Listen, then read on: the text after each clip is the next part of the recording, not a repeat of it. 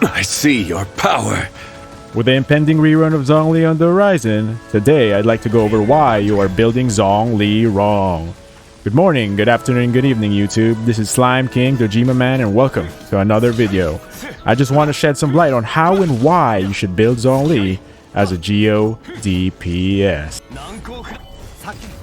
So that when you do get that GEO Archon on his rerun, you'll fulfill him to his full potential as the strongest god in all of Teyvat. Now, it is well known at this time that shieldbot Zhong or full HP builds is the recommended go-to build for a resident granddaddy. But you do not need a 50k HP shield in order to survive.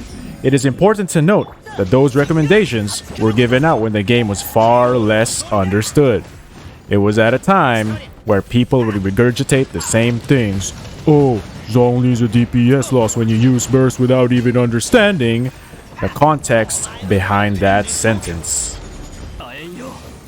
The context in this situation is when he is used in teams that primarily utilize reactions such as Diluc, Hu Tao Vape, or Eula teams.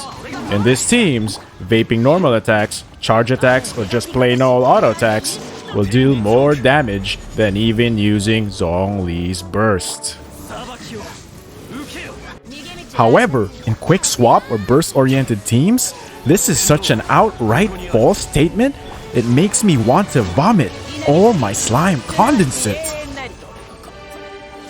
With the advent of mono geo teams, shieldbot Zhongli should not be your primary go-to build. In fact, it should be outright ignored.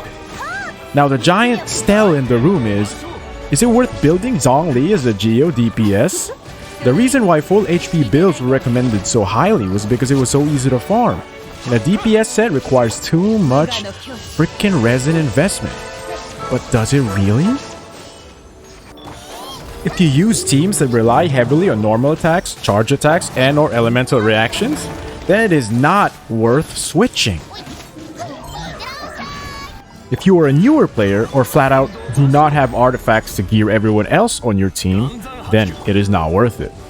However, it is plain to see that if you literally use Zhongli in any other team aside from physical, but especially in mono geo or quick swap, then GEO DPS will be worth it. If you're a long time player with enough artifacts to go around but don't even have a DPS set for Zhong, then it is worth it. Let's take a look at the Ito mono geo team for example. If you run this team, a Zhongli built for damage instead of shield will increase this team's DPS output greatly. Perfect position of steles will increase this team's DPS greatly. In raid and quick swap teams, Zhongli will be better off with a full damage build too. Literally every team that doesn't use a hyper carry like Hu Tao, Xiao, Diluc, or Eula will be better off with Zhongli as a damage dealer. So, what about the shield? Won't the shield get broken because you don't have 50,000 HP?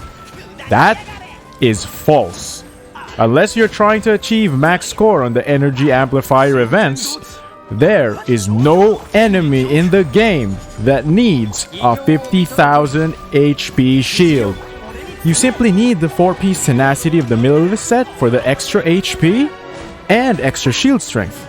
And that, combined with at least 30,000 HP or more on Zhongli, that will be more than suffice for enemies even in Abyss. Now, I do not have a full HP build on my Zhongli.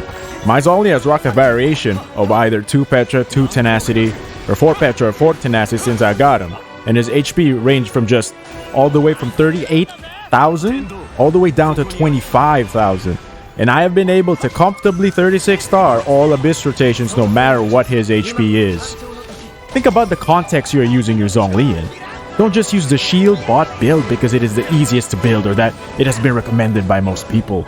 At the end of the day, just play with what you have fun the most. You know, I just wanted to shed light into this common misconception about the shield strength Zhongli needs. And so, that concludes today's video. Do you agree or disagree with my statement?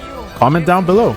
Or better yet, come at me at Twitch, twitch.tv/Dojimaman, where I stream almost every single day.